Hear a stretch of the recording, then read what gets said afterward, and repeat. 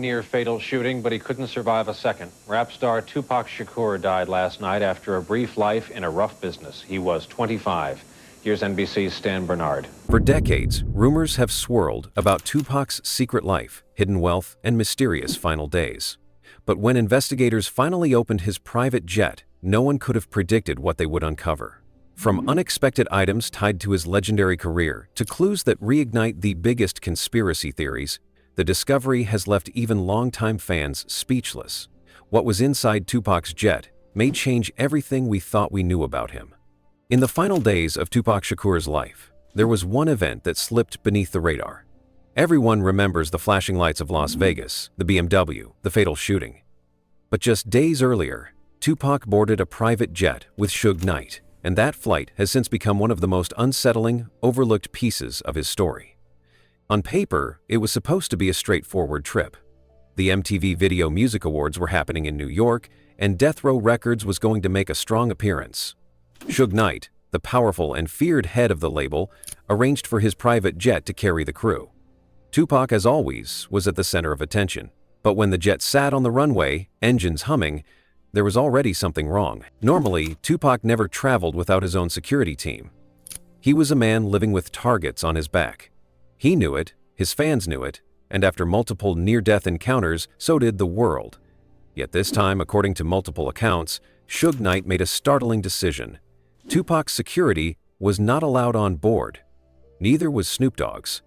Instead, the jet would be filled only with Suge's hand-picked men, his own people, his enforcers, his loyalists. That choice changed everything. For Tupac, the jet suddenly wasn't just transportation. It was a cage. He was trapped for hours in a confined space with people he didn't fully trust anymore. Death Row, once seen as his brotherhood, had grown tense and divided. Arguments and betrayals filled the air.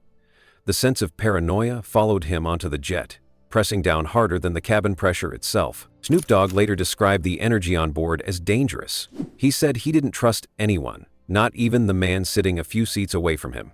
He recalled clutching a fork and knife from the meal service, hiding them under a blanket, ready to defend himself if something went wrong.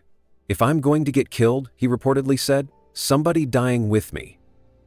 It sounds dramatic, almost cinematic, but when you think about the climate of death row at the time, it's chillingly believable. Imagine that scene. Tupac sitting stiffly, no bodyguards beside him, just the sharp eyes of Suge's men watching him. Snoop in the back row, clutching makeshift weapons, heart pounding, wondering if the real danger wasn't on the streets but in the sky. And Suge Knight, the towering figure, in complete control of the environment. On the ground, he ruled death row like a kingdom. In the air, that jet became his fortress. No one knows exactly what was said during that flight. Some accounts suggest silence dominated the cabin, the kind of silence that feels louder than shouting. Others claim that sharp words were exchanged, that Tupac and Snoop barely looked at one another, that Suge said little but watched everything. What's certain is that the atmosphere was suffocating. Everyone knew tensions were high. Everyone knew alliances were breaking. And everyone knew that Tupac was surrounded without his usual safety net. Why Tupac agreed to get on that jet without his own security remains one of the mysteries. Was it loyalty? Pride? Or did he feel he had no choice, knowing Suge held the strings of death row?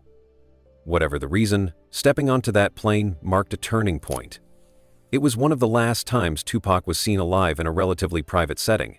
And even then, he was isolated, stripped of his usual defenses, surrounded by men who owed their allegiance not to him, but to Suge. That's why investigators and insiders now look back at that trip with suspicion. It wasn't just a flight to an awards show. It was a moment when the cracks in death row widened, when Tupac's sense of safety vanished, and when unspoken threats hung heavier than the clouds outside. It was a battlefield in the sky, and Tupac walked into it knowing something didn't feel right, and just days later, he would be gone. For most people, a private jet is a symbol of freedom. It's about luxury, comfort, and the ability to go anywhere without waiting in airport lines. But for Suge Knight, his private jet wasn't just about luxury, it was about control. Every inch of that plane was an extension of his power, a place where his rules were absolute, and no one could question him. Inside the cabin, Suge wasn't just a record label executive, he was the unquestioned authority. When those doors closed and the engines roared, the world outside disappeared. No journalists, no outsiders, no security teams unless Suge himself approved them.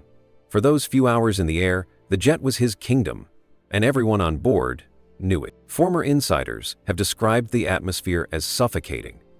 It wasn't a party jet filled with champagne and laughter, the way Hollywood might imagine it. It was more like a moving fortress. Suge often stacked the passenger list with his own people, men whose loyalty to him was unquestioned. If you weren't invited, you didn't fly. And if you were, you knew better than to step out of line. For Tupac, that made the experience especially tense. He was already growing uneasy about death row. He had begun to question Suge's motives, and whispers about money, loyalty, and betrayal were circulating everywhere. But once he boarded Suge's jet, those questions had to stay inside his head. Out loud, silence ruled. Suge liked it that way. Silence meant control. There are stories from crew members who worked on celebrity charters at the time. One attendant recalled how unusual it was to work a death row flight. She was told never to step beyond a certain part of the cabin. That section doesn't concern you, they said. She had worked dozens of celebrity flights, but none felt as tightly sealed as this one. For her, it wasn't about celebrities behaving badly. It was about power being exercised in ways she couldn't fully see. Others suggested the jet was used for more than just people. Rumors swirled that it sometimes carried cash, sensitive recordings, or other items that couldn't go through normal channels. Whether those rumors were true or not, they fed into the larger picture. Suge Knight's plane wasn't just transportation, it was a tool. A way to move things, or people, without oversight, without accountability, and without a trace. This is why so many who were close to death row say the jet carried a different kind of energy. It wasn't neutral ground. It wasn't a safe space. It was Suge's territory. Step inside, and you were playing by his rules. Even stars like Tupac and Snoop, who were icons in their own right, found themselves stripped of power once those doors closed. On the jet, there was no stage, no crowd, no media spin, just Suge and his authority. One story that's been told again and again is Snoop Dogg's account of sitting at the back of the jet, holding a fork and knife under a blanket for protection. Whether he was really on the plane or not, the fact that such a story exists says a lot about the fear surrounding Suge's flights. Snoop described it as a trap, a place where he couldn't trust anyone. And even if Suge denies Snoop was ever on board, the image of that flight stuck because it captured what the jet represented. Not safety, not luxury, but danger. Suge himself understood the symbolic power of the plane. On the ground, death row was a chaotic empire, full of shifting loyalties and constant tension. But in the air, Suge could narrow the circle. He could test people, push them, watch how they behaved when they had no allies around. The jet gave him a stage where he could make unspoken threats without ever raising his voice. If you were on board, you knew you had no way out until the wheels hit the ground again. That's why insiders now look back at those flights as critical moments. They weren't just about travel, they were about politics. Who was invited? Who was excluded? Who sat close to Suge? Who was isolated in the back? Every detail mattered. And for Tupac, the timing of that New York flight, just days before his death, looks more and more like a warning sign. Decades later, when the jet was finally opened and inspected, evidence surfaced that the plane may have been modified. Hidden compartments, sealed areas, and unusual instructions to crew members suggested the jet's purpose wasn't just luxury, it was secrecy. And that secrecy fit perfectly with how Suge Knight ran his world. Control was his currency, and the jet was one of his most effective tools. Looking back, it becomes clear that Suge's private jet was never just a plane. It was part of a larger system of dominance. On the streets, his reputation kept people in line. In the studio, contracts and money kept artists tethered. And in the air, the jet reminded everyone that no matter how famous they were, no matter how powerful they felt, once they were on his plane, they belonged to him. And for Tupac Shakur, caught in that web of control, it may have been one of the most dangerous places he ever stepped into. When people talk about that private jet flight with Tupac and Suge Knight, the details are always hazy, like smoke that refuses to clear. Everyone agrees there was tension in the air. Everyone agrees the atmosphere around death row records at the time was dangerous and unstable. But when it comes to who was on the plane, what was said, and what really happened during those hours in the sky, the stories split apart. The most famous version comes from Snoop Dogg himself. Over the years, he has described that flight in interviews with a mixture of drama and regret. According to Snoop, he sat in the very back row, alone, a fork and a knife tucked under a blanket in case he needed to defend himself. He said the energy was so dark that he felt like he was walking into a trap. He painted the picture of a man trapped between two former friends, Suge Knight, the powerful boss, and Tupac, the brother turned rival. In Snoop's telling, that plane was more than transportation. It was a war zone without bullets. It's a powerful story. Fans remember it because it feels raw and cinematic. It humanizes Snoop in a way that sticks. He wasn't the cool, untouchable rapper, but a man genuinely afraid for his life, holding dinner cutlery like weapons in case violence broke out at 35,000 feet. It's the kind of story that stays with you. But then there's Suge Knight's version, and his version couldn't be more different. According to Suge, Snoop wasn't even on that plane. He said Snoop refused to fly with them after a heated confrontation with Tupac. Instead, Suge claims, Snoop traveled separately, riding in a van with the luggage. Snoop didn't get on that plane, Suge has said bluntly in multiple interviews, even while speaking from prison. To him, the story of Snoop clutching a fork is nothing but fantasy. That's where the suspicion starts to build. If Snoop was never on the jet, why would he say he was? Why would he put himself into one of the last private moments Tupac ever had? Was it a simple case of memory bending with time, or was it something more deliberate? Some believe Snoop wanted to align himself with Tupac's final days, to be seen as closer to him than he really was when, in truth, their relationship had fractured badly. It's no secret that by September 1996, Tupac and Snoop weren't on good terms. Tupac was furious after Snoop praised Biggie and Puffy in a radio interview. To Tupac, that felt like betrayal, praising the very people he believed had tried to kill him. Words turned into shouts, and according to some accounts, even a physical confrontation. Suge himself said Tupac chased Snoop during one argument, forcing Suge to step in and cool things down. The bond they once had as brothers under death row was broken. So if the friendship was already crumbling, Snoop's dramatic story of the flight raises more questions than answers. Was he trying to rewrite history, placing himself at the center of Tupac's final chapter? Was it guilt over the falling out? Or was it simply an old story told so many times it began to feel real, even to him? On the other hand, what if Suge was the one lying? Suge Knight had every reason to discredit Snoop. Their feud didn't die with Tupac, it lasted for years. Suge called Snoop a traitor more than once, accusing him of abandoning death row when things got tough. If Snoop was on the plane, and really did describe it as dangerous, Suge had every reason to deny it. Admitting that Snoop was there, scared and defensive, would only strengthen the image of death row as a label consumed by paranoia and violence, and so the truth gets buried under layers of conflicting accounts. One man says he was there, clutching a knife and fork, preparing for the worst. The other says he wasn't even on the plane.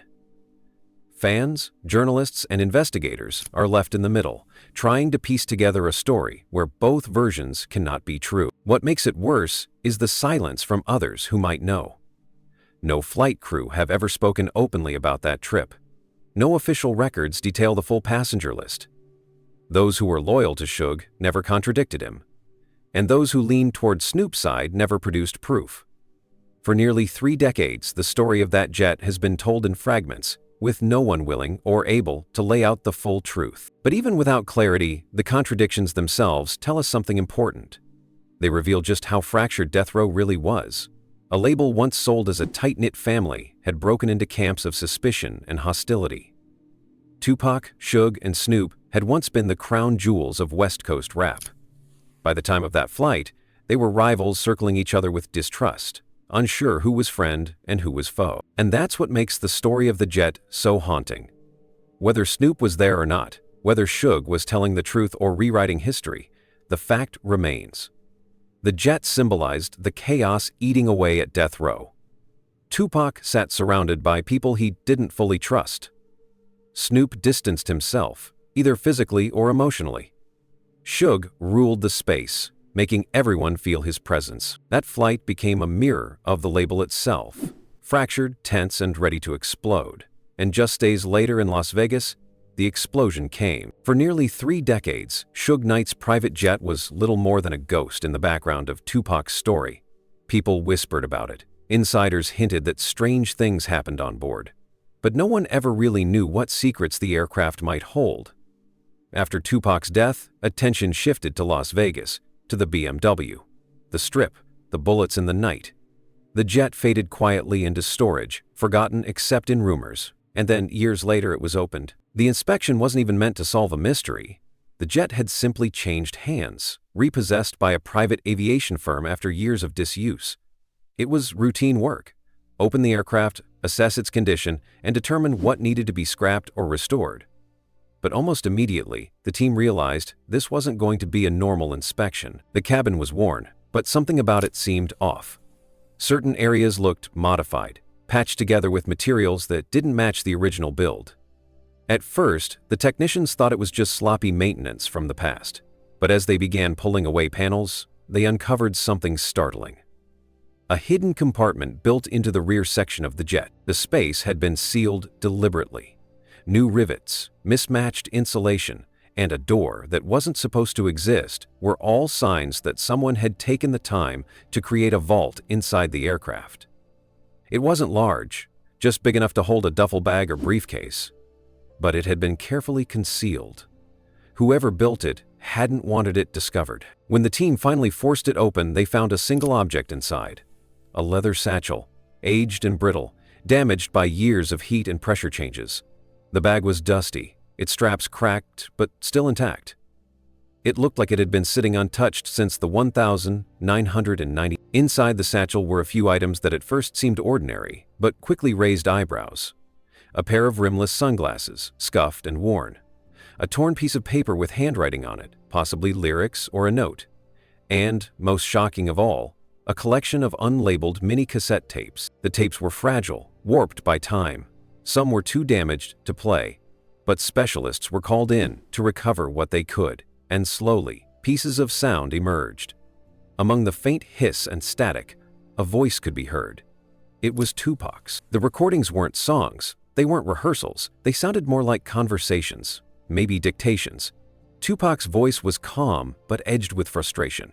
He spoke about trust, about betrayal, about feeling like he was walking into a setup. The words were fragmented, not always clear, but one date scribbled on a taped case sent chills down spines. September 6, 1996, the day before Tupac was gunned down in Las Vegas. Season 6. For those who heard the recovered fragments, it felt like Tupac had left a warning, a breadcrumb trail he never had the chance to finish. Some believe he recorded those thoughts on the very flight from New York to California, when tensions with Snoop and Suge were at their highest. If that's true, then the jet wasn't just transportation. It was the place where Tupac may have voiced his fears for the last time. Why, then, were the tapes hidden? That's the question that ignited debate. If they were simply Tupac's private notes, why seal them away in a compartment no one was supposed to find? Did someone on Suge's team stash them there to bury them forever? Or did someone hope they might one day be recovered, like a secret message preserved in a bottle? The other objects only deepened the mystery. The sunglasses, possibly Tupac's own, seemed ordinary but personal. The note, half torn and smudged, was harder to pin down. Some said it looked like lyrics in his handwriting. Others thought it was more like a letter, words meant for someone he never had the chance to deliver. The discovery sent shockwaves through those still following Tupac's story. For years, conspiracy theories had swirled about what he knew, what he planned, and whether he sensed his end was near. The tapes seemed to support the idea that Tupac was aware of betrayal closing in around him, that he felt trapped, and that he wanted to leave some record of his truth. Not everyone believed it, of course. Some argued the tapes were exaggerated by those who found them, or that the damage made them too unreliable. Others pointed out that no official authority has released a full transcript or confirmed their authenticity. But the existence of the hidden compartment itself couldn't be denied. That alone suggested that Suge Knight's jet was more than just a ride. It was a vault, a place where things, and maybe people, were meant to disappear from view. What's most chilling is how long the secret stayed buried. For nearly 30 years, the satchel sat just a few feet behind a panel, hidden in plain sight. Thousands of articles, documentaries, and debates tried to solve Tupac's murder, while a piece of the puzzle sat quietly inside an aircraft no one bothered to examine. And now, with the compartment open and its contents revealed, the questions only grow louder. Were these Tupac's final warnings? Did Suge know they were there? Was someone trying to silence not just the man, but his message? The satchel may not hold all the answers, but it proves one thing beyond doubt. The story of Tupac's final days is bigger than Las Vegas. It stretches back to New York, to that tense flight on Suge's jet, and to the secrets someone went to great lengths to keep hidden. And if one secret could survive almost 3 decades locked away behind a panel, it forces us to wonder, what else is still out there, waiting to be found?